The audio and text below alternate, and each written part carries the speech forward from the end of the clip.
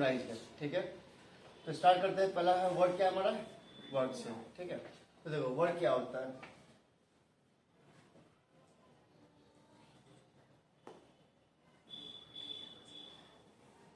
Suppose ये एक table है, ठीक है, और इस टेबल पर रखा क्या एक ऑब्जेक्ट है।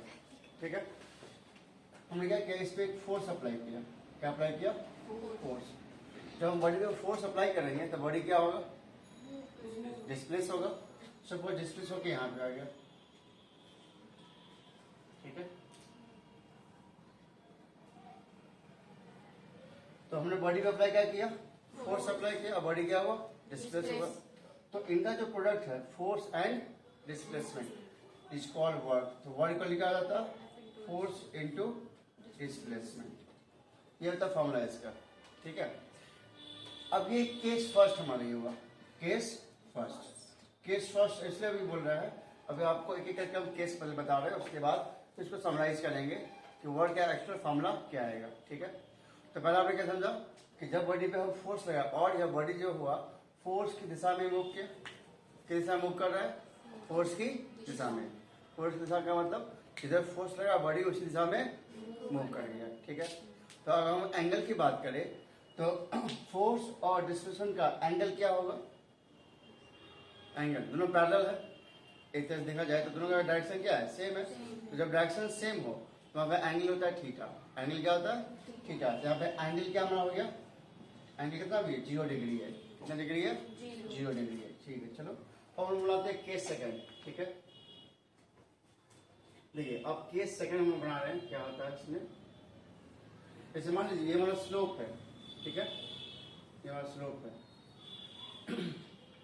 यहाँ पे एक बड़ा सा स्टोन है, बड़ा सा पत्थर। ठीक है, आप इसमें फोर्स लगा रहे हो। ठीक है, और एक बड़ा सा पत्थर का वेट बहुत ज्यादा है, तो फोर्स लगाने के बाद भी इसका डिस्प्लेसमेंट कहाँ आ रहा है? नीचे। फोर्स तो ऊपर लग रहा है लेकिन इसका डिस्प्लेसमेंट नीचे। क्यों? क्यों? क्योंकि इसका वेट ज्यादा है, और आपका जो फोर्स इस पे लग रहा है उसके तुलना में इसका वेट क्या है? ज्यादा है, और ऊपर से इंक्लाइन प्लेन पे है। इस पे है इंक्लाइन प्लेन पे है, तो क्या होगा? ये क्या होगा? नीचे ही आएगा। अब बताओ, अब यहाँ पे देख सकते हो कि फोर्स और डिस्प्लेसमेंट का जो डायरेक्शन है क्या सेम डायरेक्शन में या अपोजिट डायरेक्शन में है? अपोजिट डायरेक्शन में, क्योंकि फोर्स लग रहा है ऊपर की तरफ और डिस्प्लेसमेंट क्या हो रहा है? नीचे की तरफ। अगर दोनों को मिला दे तो एक ऊपर जा रहा है एक नीचे जा रहा है, तो एंगल कितना क्रिएट हो जाएगा? 180 डिग्री। ठीक है, और यहाँ पर हम लोग अभी पढ़ेंगे तो थीटा में कितना आ गया? 180 डिग्री हो गया केस सेकंड। ठीक है, अब एक थर्ड केस लेते हैं। थर्ड केस हम देख लेते हैं। ठीक है, केस सेकंड, केस थर्ड। मान लीजिए एक ऑब्जेक्ट पे फोर्स लग रहा है ऊपर की तरफ, और एक फोर्स लग इसका डिस्प्लेसमेंट इधर की तरफ है। एंगल है 90। जैसे कोली को देखो, कोली किसी भी ऑब्जेक्ट पे फोर्स कहाँ लगाता है? देखो वो अपने ऑब्जेक्ट को अपने सर पर रखता है, तो बाई उसका जो बाई हैंड उसका फोर्स इधर है, ऊपर की तरफ है, और वो जब आगे कैरी करता है तो बॉडी जो ऑब्जेक्ट है उसका डिस्प्लेसमेंट हॉरिजॉन्टल है। तो बॉडी का डिस्प्लेसमेंट किधर है? हॉरिजॉन्टल। और फोर्स क्या है? परपेंडिकुलर। फोर्स वर्टिकल डायरेक्शन में और डिस्प्लेसमेंट हॉरिजॉन्टल डायरेक्शन में, तो बीच का एंगल कितना क्रिएट हो जाएगा? 90 डिग्री। तो यहाँ भी फोर्स और यहाँ भी क्या है? डिस्प्लेसमेंट है। तो हमने भी जस्ट पढ़ा कि वर्क का मतलब क्या होता है? Force into displacement. Force into displacement is called work. नहीं, देखिए यहाँ पर हम देख रहे हैं कि 3 केस बन गया। एक केस ऐसा है, एक केस ऐसा और एक केस ऐसा है। तो अब मान लो इन तीनों केस में एक और केस लेते हैं। चलो एक और केस देखते हैं। सपोज आपने देखा ट्रॉली। ट्रॉली को जब हम लोग उसको क्या करते हैं? पुल करते हैं, तो उसका एंगल क्या? फोर्स इधर लगता है? नहीं, फोर्स का डायरेक्शन क्या है? ऊपर हो गया, और उसका डिस्प्लेसमेंट हॉरिजॉन्टल। तो अब हम बात करें ऐसे, ये हमारा फोर्स हो गया, नहीं, और ये हो गया क्या हो गया? उसका डिस्प्लेसमेंट। तो दोनों के बीच में एंगल होगा थीटा। तो ये हो गया केस फोर्थ, ये होगा केस थर्ड, और ये हमारा हो गया केस फर्स्ट, और ये केस सेकंड। नहीं, केस सेकंड का केस फर्स्ट। समझ आया? तो अब यहाँ पे इन सभी का हम लोग वर्ड कैसे निकालेंगे? यहाँ तो सिंपल सा था, एफ इंटू एस कर दिए, लेकिन यहाँ पे एंगल आ रहा है, यहाँ पे भी एंगल आ रहा है, यहाँ भी क्या आ रहा है, एंगल आ रहा है, नहीं। तो अब इसका हम लोग फोर्स कैसे निकालेंगे, जितना बताइए। क्लास 11 में जब जाओगे तो वहाँ पे पढ़ोगे वेक्टर के बारे में, क्या पढ़ोगे, वेक्टर की डिटेल्स पढ़ोगे। तो आपको थोड़ा सा बात बता देते हैं। मान लो ये फोर्स लग रहा है, ठीक है, इन्हें प्लेन, एक फोर्स बड़ी लगा इन्हें प्लेन, ठीक है। अगर हम बात करें इस फोर्स का एक्स कंपोनेंट में कितना होगा और वाई कंपोनेंट में कितना होगा, ठीक है, इसका एक्स कंपोनेंट और इसका वाई कंपोनेंट, मतलब ये फोर्स तो इन्हें प्लेन है, फोर्स इन्हें प्लेन। अब हम चाहते हैं इस फोर्स का एक्स डायरेक्शन में कितना आया और वाई डायरेक्शन में कितना आया। तो ये आता है एफ कॉस थीटा। क्या आता है, कल आपको हमने बताया था ट्रिग्नोमेट्री के बारे में, याद है। देखो इसका यूज करके हम निकालते थे कैसे, यहाँ से डालते हैं परपेंडिकुलर, ठीक है, ओके। और ये कितना हमारा है, थीटा है, हाँ ये थीटा है, और ये हमारा कितना है, एफ है। तो देखो ये दिया हुआ है और ये एंगल है, कल याद करो हमको ये चाहिए ओ ए बी, सपोज ये हमें चाहिए ओ ए चाहिए, क्या चाहिए, ओ ए। तो बताओ ओ ए चाहिए और हमें दिया हुआ क्या है, ओ बी दिया हुआ है, क्या दिया हुआ है, ओ बी, और चाहिए क्या हमें, ओ ए फाइंड करना है। तो ओ ए और O B triangle right angle के अकॉर्डिंग ये क्या कहलाएगा, एच कहलाएगा, 90 के सामने ये एच और ये बी, और थीटा के सामने ये पी होगा। चलो तो अब बताओ ये हमें चाहिए, ये बी बाई एच हो गया, बी बाई एच, और बी बाई एच को क्या बोलते हैं, कॉस थीटा। तो कॉस थीटा इक्वल क्या जाएगा, बी बाई एच, और cos theta equal to B, base, base तो ही ना होगा, ये हमको नहीं दिया हुआ तो क्या लिखेंगे, ए भी लिख देंगे, सॉरी ओ ए लिख देंगे, क्या लिखेंगे, ओ ए, बेस ही ना होगा, इसको बोलेंगे ओ ए बोलेंगे। और बाई का एच है, एच कितना हमारा है, एफ, एच कितना हमारा एफ, तो क्या बन जाएगा O equal to F cos theta, यही हमारा गया एफ कॉस थीटा। चलो हमको इधर निकालना, आपके बन जाएगा एफ साइन थीटा, क्या बन जाएगा, एफ साइन थीटा, ठीक है। तो ये जो बता रहा है, ये क्या बता रहा है, ये बता रहा है एक फोर्स का एक्स कंपोनेंट कितना होगा और वाई कंपोनेंट कितना होगा। जो फॉर्मूला बन जाएगा वो फॉर्मूला बन जाता है वन इक्वल टू, तो एक्स कंपोनेंट कितना हमारा है, एफ कॉस थीटा, और इसी डायरेक्शन कितना मूव किया था, डिस्प्लेसमेंट कितना था, एस था। जैसे सूटकेस में फोर्स लग रहा था तो सूटकेस फोर्स ऐसे लग रहा था, और डिस्प्लेसमेंट इतना था, यहाँ एंगल कितना था, थीटा। सूटकेस की बात कर रहे हैं, तो सूटकेस जब रोल कर रहे हैं हम लोग तो फोर्स क्या है, फोर्स और डिस्प्लेसमेंट क्या एंगल बन रहा है। तो इस फोर्स को हमने क्या किया, एक्स कंपोनेंट में हमने क्या किया, ब्रेक किया, तो इसका एक्स कंपोनेंट कितना बन जाएगा, एफ कॉस थीटा, और इस डायरेक्शन में डिस्प्लेसमेंट कितना है, एस है, तो फॉर्मूला क्या बन जाएगा, F dot S cos theta, ये हमारा बन जाएगा वर्क, यही फॉर्मूला बन गया, F dot S cos theta. तो अब फॉर्मूला क्या बन गया, कॉस थीटा। तो आपको बता दिया, जैसे होता है एक फोर्स को, एक फोर्स क्या है, वेक्टर क्वांटिटी है, तो उस फोर्स का कंपोनेंट, उस फोर्स का कंपोनेंट एक्स एक्सिस में या वाई एक्सिस में। तो यहाँ के लिए बात करें एक्स एक्सिस की बात करें, क्योंकि बॉडी का जो डिस्प्लेसमेंट है वो हॉरिजॉन्टल है ना, कि वर्टिकल है, हॉरिजॉन्टल है, इसलिए फोर्स को हम लोग हॉरिजॉन्टल डायरेक्शन में क्या कर रहे हैं, ब्रेक कर रहे हैं।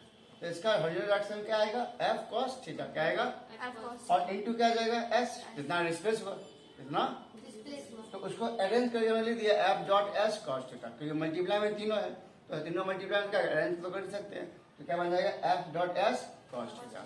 ये हमारा बन गया वर्क का एक्चुअल फॉर्मूला, ठीक है। यहाँ अब क्या है कि अब कोई भी केस अगर आएगा हमारे सामने, अभी क्या था, पहला फर्स्ट केस था जहाँ पे कि फोर्स के समय बॉडी मूव कर रहा था, लेकिन यहाँ क्या है कि अगर ऑब्जेक्ट किसी भी डायरेक्शन में हो, फोर्स और डिस्प्लेसमेंट में कोई भी एंगल हो, तो we can find the value of work by this formula. इतनी बात समझ में। अब चलते हैं क्वेश्चंस के ऊपर, जहां से आपको कंसेप्ट को क्लियर करते हैं। और लेते हैं केस फर्स्ट। केस फर्स्ट में जब एक ऑब्जेक्ट पे हम फोर्स लगा रहे थे, क्या लगा रहे थे, फोर्स लगा रहे थे, एक ऑब्जेक्ट पे हम फोर्स लगा रहे थे, ठीक है, इस पर हमने फोर्स लगाया, बॉडी क्या हुआ, डिस्प्लेस हुआ। तो बॉडी डिस्प्लेस हुआ, तो बताइए इस फोर्स और डिस्प्लेसमेंट का डायरेक्शन क्या सेम है, Yes. तो एंगल कितना, अगर फोर्स और डिस्प्लेसमेंट का डायरेक्शन क्या हो, सेम, मतलब जो बॉडी में हमने फोर्स अप्लाई किया बॉडी उसी डायरेक्शन क्या किया, मूव कर गया, तो फोर्स और डिस्प्लेसमेंट का एंगल कितना हो जाएगा, जीरो। क्यों जीरो, क्योंकि सेम डायरेक्शन में पैरेलल है दोनों, नहीं। तो यहाँ पर थीटा कितना आ गया हमारा, थीटा आ गया 0 डिग्री। तो कॉस थीटा कितना हमारा है, जीरो। तो वैल्यू पुट कर दो यहाँ से, W equal to F dot S, और कॉस 0 डिग्री, कॉस 0 डिग्री का मान होता है हमारा, कल ही बताया आप लोग याद करो, कॉस 0 डिग्री का मान कितना होता है 1, साइन 90 का मान होता है 1, उसका चेंज कर दो तो कॉस 0 का मान 1।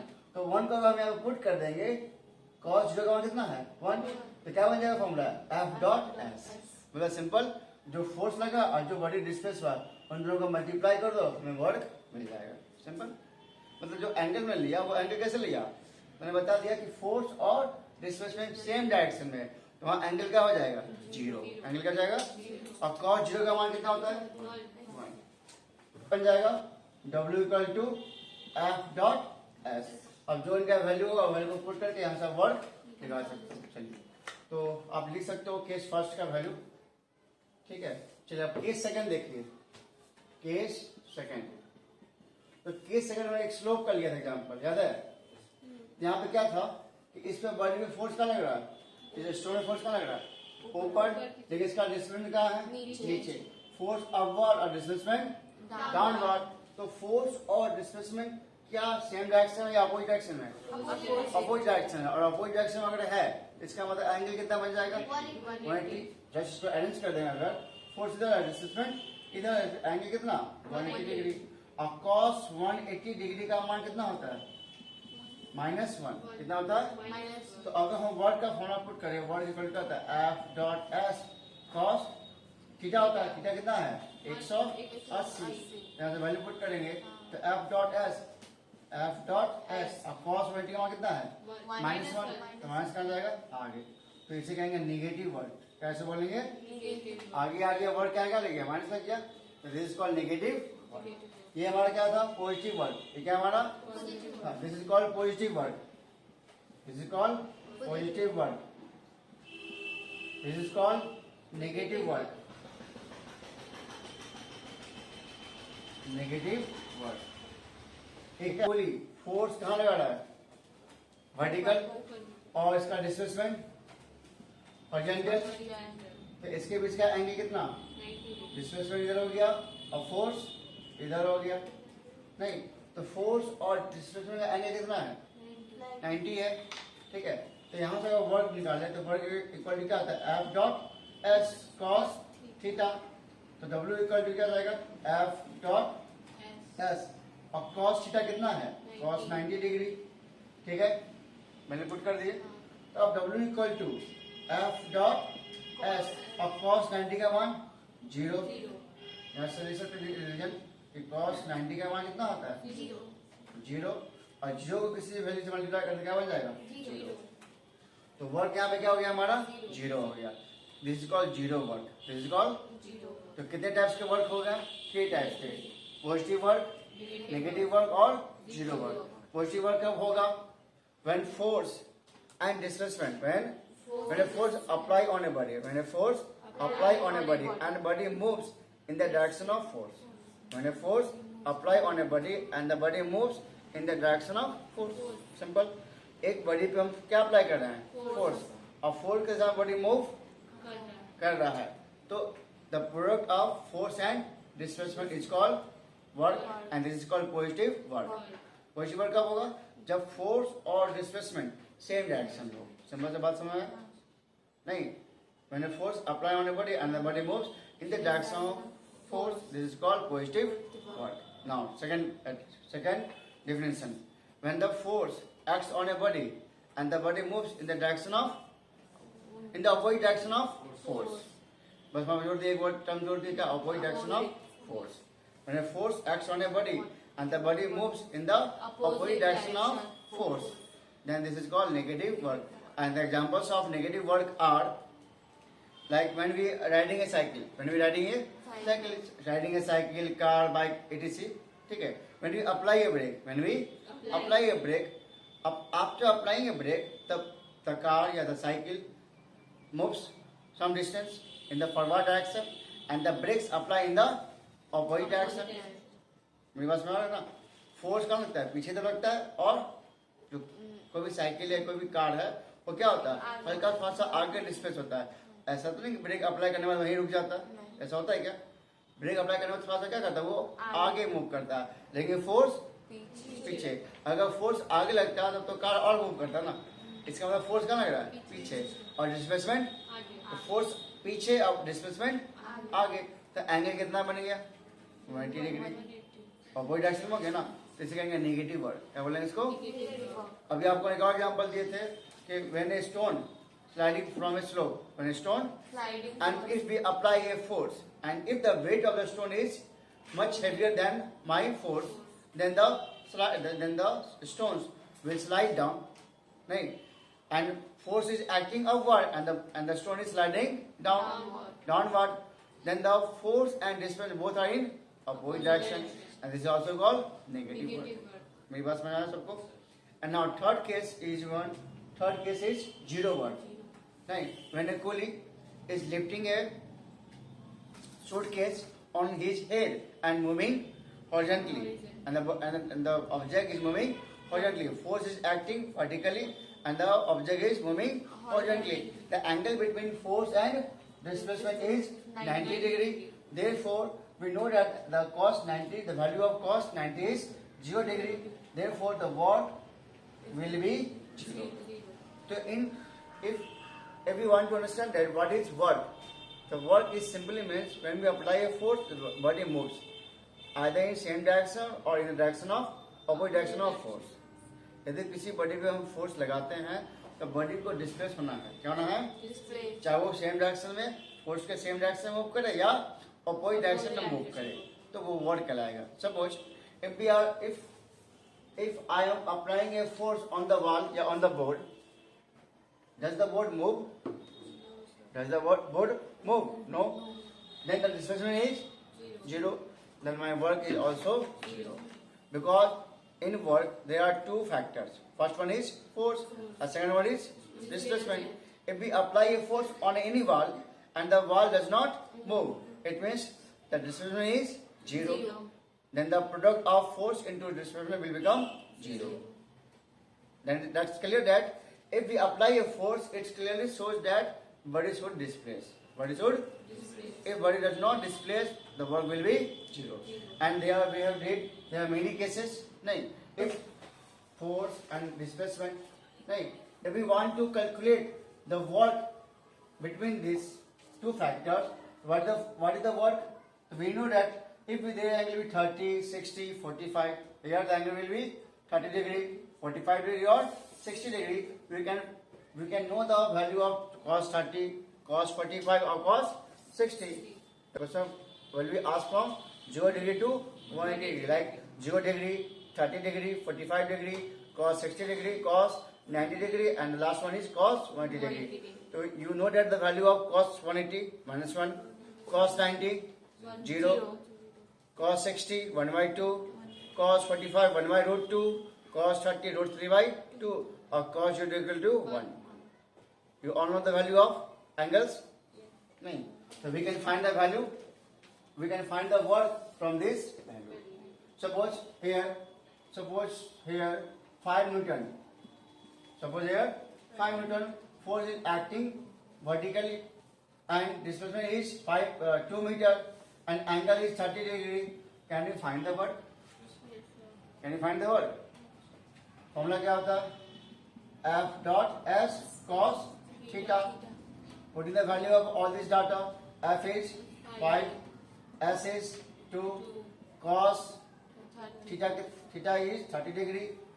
5 into 2 into cos 30. Value of cos 30 root 3 by 2. Cos 30 root 3 by 2. Root 3 by 2. 2 cancel. 5 root 3. And what assigned of work is joule. Hope you have understand the concept. समझ गए सब लोग? अब आगे बढ़े. 1 cos 30 का मान कितना? root 3 by 2. उसके बाद cos 45 1/√2, उसके बाद cos 60 डिग्री √3/1/2 और cos 90 0 and last cos 180 degree -1। ये वैल्यू आप लोग लिख लोगे, ठीक है। इसको बच्चा क्या कर रहा है, खींच रहा है। तो फोर्स का डायरेक्शन क्या है, ऊपर की तरफ है, नहीं, जिसका एंगल इसके इस कार के मोशन के साथ जब मूव कर रहा है, मतलब इसका डिस्प्लेसमेंट इधर है और फोर्स इधर है, तो फोर्स और डिस्प्लेसमेंट एंगल कितना दे रहा है, 60 डिग्री। तो हमें फाइंड करना है इसमें वर्क कितना हुआ, तो वर्क कितना हुआ, तो बताओ वर्क कितना जाएगा। तो वर्क इक्वल टू फॉर्मूला क्या होता है, F.S और cos थीटा। चलिए वैल्यू पुट कीजिए, बताइए। तो F कितना दिया हमें, 5 न्यूटन, और S कितना हमारा 10, वेरी गुड। और cos थीटा, cos कितना दिया हुआ, cos 60 डिग्री। उसके बाद F इंटू 10 इंटू, और cos 60 हमारा कितना होता है 1/2, 1/2 यहाँ पे लिख दो, 2 से 10 कट जाएगा 25। और वर्क किसमें होता है, जूल में। तो वर्क कितना आ गया हमारा 25 जूल। क्वेश्चन समझ गए सब लोग। चलिए अब चलते हैं नेक्स्ट क्वेश्चन के ऊपर। तो आपको एस कितना दिया हुआ है 20 सेंटीमीटर, और आपको ये जूल्स दिया हुआ है, तो आपको वर्क दिया हुआ कितना 24.2 जूल्स। तो what is the magnitude of the force, हमें फोर्स का मैग्नीट्यूड पूछ रहा है। 121 न्यूटन। हाँ 121 न्यूटन। कैसे निकाला आपने, क्योंकि work according to question according to 20 centimetre है, यहाँ सेंटीमीटर दिया हुआ है। सबसे पहले चेंज क्या करेंगे, मीटर चेंज कर लो, ये कितना बन जाएगा 20/100 0.2 मीटर। तो according to question work equal क्या होता है, फोर्स इंटू डिस्प्लेसमेंट। तो देयरफॉर F इक्वल क्या बन जाएगा W/S, और W कितना हमारा 24.2 और बाई S कितना हमारा 0.2, पॉइंट से पॉइंट जाएगा, 2 से काटो 2 1 to 1 न्यूटन। समझ गए, ग्रेविटी। तो वर्क को भी जो वर्क होता है, ठीक है, किसके अगेंस्ट, ग्रेविटी के अगेंस्ट। तो देखो सिंपल बात होता है कि mg इंटू h। mg मतलब क्या हो गया, वेट। कोई भी चीज ऊपर जा रहा है तो उसका क्या वेट होगा, और जितना हाइट तक गया, जितना हाइट तक जाएगा। तो ये हो गया फोर्स और डिस्प्लेसमेंट, ये भी तो फोर्स में हुआ। mg क्या हो गया हमारा, फोर्स हुआ, और h क्या हुआ, डिस्प्लेसमेंट। तो जब हॉरिजॉन्टल होता है उसको बोलते हैं डिस्प्लेसमेंट, s लेते हैं, और जब वर्टिकल होता है क्या बोलते हैं h। आपको बहुत पहले बता चुके हैं, यहाँ ये भी वर्क इक्वल क्या जाएगा mg h। यहाँ mg क्या है हमारा, वेट है, वेट, और वेट भी क्या होता है, फोर्स ही होता है, वेट इज ऑल्सो फोर्स। तो फॉर्मूला क्या बन जाएगा mg h। ये होगा वर्क डन अगेंस्ट ग्रेविटी। अब देखिए यहाँ पे कितना दिया हुआ है 200 kg। उसके बाद क्या है, ऑफ वाटर, मतलब वाटर को लिफ्ट किया जा रहा है, जिसका मास कितना है 200 kg, और कितना हाइट तक ले गया उसको 6। तो यहाँ पे हाइट जो कहेंगे वो हमारा s दिया हुआ कितना 6 मीटर, क्लियर। तो यहाँ से सिंपल हम वेट निकाल सकते हैं। तो वेट इक्वल टू क्या होता है, mg होता है, वेट इक्वल टू mg। तो mg हमारा कितना है, तो m हमको बोला है लेने के, g का हमारा कितना लेने के लिए 10 बोल रहा है, और m दिया हुआ कितना 200। तो 200 इंटू 10 कितना बन जाएगा 2000 न्यूटन। वेट किसका होता है, न्यूटन ही होता है। तो एक तरह से हमारा फोर्स ना हो ये, और डिस्प्लेसमेंट दिया हुआ है। तो अकॉर्डिंग टू क्वेश्चन, तो W इक्वल क्या होता है, वर्क डन अगेंस्ट ग्रेविटी। क्योंकि यहाँ पे बॉडी को कहाँ जा रहे हैं, ऊपर जा रहे हैं, क्या जा रहे हैं ऊपर। तो ग्रेविटी अगेंस्ट कितना वर्क हुआ, तो फॉर्मूला क्या हो जाएगा mg h। और mg h निकालना हो तो m कितना हमारा है, mg तो आ ही गया हमारा कितना 2000, इंटू h कितना हमारा 6 है, इसको मल्टीप्लाई कर दीजिए 12,000, और वर्क है तो जूल्स हो गया। ये हमारा आंसर हो गया, सिंपल है। चलो क्वेश्चन को पढ़ने के बाद देखो उसमें क्या क्या दिया हुआ है, आप सबसे उसको आपको लिखना होगा। तो क्या दिया है पहले आपको बताओ, 1000 kg दिया हुआ। मास ऑफ कार दिया हुआ है कितना 1000 kg। तो मास ऑफ कार 1000 kg, ठीक है।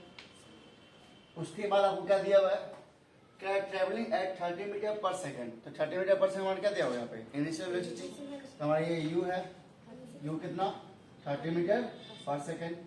और आगे कह रहा है स्टॉप्स ए डिस्टेंस, मतलब 30 मीटर पर मिनट की स्पीड से वो चल रहा था, उसके बाद 50 मीटर चलने के बाद उसकी स्पीड क्या हो गई स्टॉप, मतलब वो रुक गया। तो उसकी फाइनल वेलोसिटी क्या हो गई हमारी 0। ये तुम्हारा हो गया इनिशियल, ये क्या हुआ इनिशियल, और ये क्या हमारा हो गया फाइनल। यहाँ पर वर्ड क्या लिखा हुआ है स्टॉप। और s कितना दिया हमें 50 मीटर, ठीक है। अब हमें क्या पूछ रहा है व्हाट इज द फोर्स। तो अकॉर्डिंग टू हम क्वेश्चन चले तो फोर्स का फॉर्मूला क्या होता है, फोर्स इक्वल क्या होता है m इंटू ए, मास इंटू एक्सेलरेशन। हमें मास तो पता है लेकिन हमें ए नहीं पता है, तो ये जो डाटा दिया हुआ है ऊपर का मास u v s, क्या इससे हम लोग ए फाइंड कर सकते हैं। Can we find the value of A. तो using this data we can find the acceleration. चलिए तो यहाँ से ए फाइंड करते हैं अकॉर्डिंग टू क्वेश्चन, यहाँ भी चलते हैं फिलहाल, ठीक है। तो हमें दिया हुआ है फॉर्मूला क्या होता है वी स्क्वायर को क्या होता है u स्क्वायर प्लस 2as। जो डाटा दिया उसी को एक बार हम लोग क्या यूज करेंगे फॉर्मूला यूज करेंगे, ठीक है। हमें v पता है, हमें u पता है, हमें a निकालना और s भी दिया हुआ है, इसलिए हम इस फॉर्मूला का यूज करेंगे, ठीक है। फॉर्मूला तो 3 होता है, v equal to u plus at भी होता है। नहीं, अगर इसका यूज करना चाहे v equal to u plus at, लेकिन इसमें आपको टाइम नहीं दिया हुआ है, टाइम नहीं, और s इक्वल टू क्या होता है ut plus half at square. यहाँ भी इसमें क्या आ रहा है टाइम आ रहा है। तो हम कैसे डिसाइड करेंगे कि इसमें से कौन सा फॉर्मूला यूज करें। तो ध्यान रखना कि जो डाटा है उसी के अकॉर्डिंग हमें फॉर्मूला भी यूज करना है। बहुत सारे बच्चे कंफ्यूज आते हैं कि फॉर्मूला पर कौन सा इस्तेमाल करें, इसलिए मैंने आपको बता दिया कि फॉर्मूला को यूज करने का जो फॉर्मूला को यूज करने का रूल होता है वो सिंपल होता है डाटा के अकॉर्डिंग। जो डाटा उसी के अकॉर्डिंग यूज करें। क्या इस क्वेश्चन में कहीं भी आपको टाइम दिया होगा, टाइम नहीं दिया होगा ना, लेकिन इसमें फॉर्मूला क्या आ रहा है टाइम आ रहा है, यहाँ भी क्या आ रहा है टाइम आ रहा है। तो इसका मतलब क्लियर हो गया कि ये फॉर्मूला और ये फॉर्मूला यूज नहीं कर सकते हैं, ठीक है। लेकिन देखो इस वाले में देखो आपका सभी डाटा है, क्या सभी डाटा है, और s आपको दिया और a यहाँ से निकल जाएगा, सिंपल। जरा वैल्यू पुट करते हैं तो v कितना हमारा है 0 है, u कितना है हमारा 30 का स्क्वायर अब प्लस 2 इंटू ए तो निकालना ही है, और s दिया कितना 50। इसको वैल्यू को हम उधर ले जाएंगे तो क्या जाएगा माइनस में जाएगा, तो 2 into a into 50 equal to 30 into 30। अभी हम मल्टीप्लाई नहीं करें क्योंकि इसको हम रिड्यूस करेंगे वैल्यू को। तो देयरफॉर a इक्वल टू इस वैल्यू उठा कर लेंगे प्लस में था ना, तो वैल्यू किधर आ गया माइनस में, इधर 0 ऑलरेडी है ना। तो आप जानते हो ना कि जब कोई वैल्यू प्लस होता है और इक्वल टू ले जाएंगे तो साइन चेंज, तो इधर प्लस में तो पूरा वाला यही तो है, फिलहाल क्या लिखा हुआ है माइनस, और इधर क्या बच गया इक्वल टू, इधर क्या बचा हुआ है 30 पावर 2 लिखा हुआ है 30 इंटू 30। अब यहाँ से हम क्या निकालना है ए निकालना है, तो ए कितना जाएगा तो 30 इंटू 30, तो माइनस में जाएगा, ये किसमें आएगा माइनस में जाएगा, और यहाँ पे क्या जाएगा 2 इंटू 50, 2 और 50 जाएगा डिवाइड में, जो मल्टीप्लाई में लिखा आता है डिवाइड में जाएगा। देखो 0 से 0 कट जाएगा, ठीक है। इसको काटो कितना से 15, इसको काटो 5 से कितना 3, तो 3 इंटू 3 कितना बन जाएगा, तो ए इक्वल टू माइनस 9 मीटर पर सेकेंड स्क्वायर। ये हमारा आ गया, क्या आ गया एक्सेशन आ गया, क्या आ गया एक्सेशन। अब हमसे क्या पूछ रहा था फोर्स, तो फोर्स का क्या होता है m इंटू ए, तो फोर्स यहाँ से फाइंड कर लो, तो F इक्वल टू होता है m इंटू ए। वैल्यू पुट कीजिए दोनों का, मास कितना है 1000 और ए कितना हमारा है -9, इसको मल्टीप्लाई करो तो कितना जाएगा ये -9000 न्यूटन, क्लियर। चलिए अब सेकंड क्या पूछ रहा था व्हाट इज वर्क, तो अब केस सेकंड लेंगे यहाँ से, केस सेकंड। तो वर्क का फॉर्मूला क्या होता है बताओ, force into displacement, force into displacement. अब फोर्स कितना हमारा है -9000 इंटू डिस्प्लेसमेंट कितना है बताइए, एस कितना हमारा है 50, सो 50 से मल्टीप्लाई कर दो, बताओ कितना जाएगा ये 9 5 जा 45 -45, और कितने जीरो है यहाँ पे 4 जीरो है, ठीक है। अगर इसको हम डिवाइड कर दें, क्योंकि हमें लिखना है इसका स्टैंडर्ड नंबर, किसमें लिखना है स्टैंडर्ड नंबर। स्टैंडर्ड नंबर का मतलब एक संख्या क्या चाहिए, पॉइंट आना चाहिए। तो हमें एक संख्या का पॉइंट चाहिए, तो कितना से डिवाइड करेंगे इसको, 10 से डिवाइड करेंगे और 10 से मल्टीप्लाई करेंगे। तो कितना जाएगा बताओ, -4.5 इंटू 10 की पावर 5 ना जूल्स आ जाएगा। कितना जाएगा ये, तो -4.5 इंटू 10 की पावर 5 जूल्स। ये समझो कैसे हुआ, ये हमने लिखा स्टैंडर्ड फॉर्म में, लिखा स्टैंडर्ड फॉर्म समझते हो ना, पॉइंट एक संख्या के बाद पॉइंट आना चाहिए। 10 लिखा है 45, तो इसको कितना से डिवाइड करेंगे, 10 से डिवाइड करेंगे और 10 से मल्टीप्लाई। अब इसको हम इसको ब्रेक करना चाहें तो यहाँ से लिख सकते हैं, जहाँ पर हम 10 से डिवाइड कर दें और 10 से मल्टीप्लाई कर दें, कोई फर्क पड़ेगा नहीं। देखो डिवाइड करके कितना बन जाएगा, -4.5 इंटू 10 की पावर 5 जूल्स। क्या आंसर यही लिखा हुआ है ना, यस सर। ये आपका आंसर हो गया।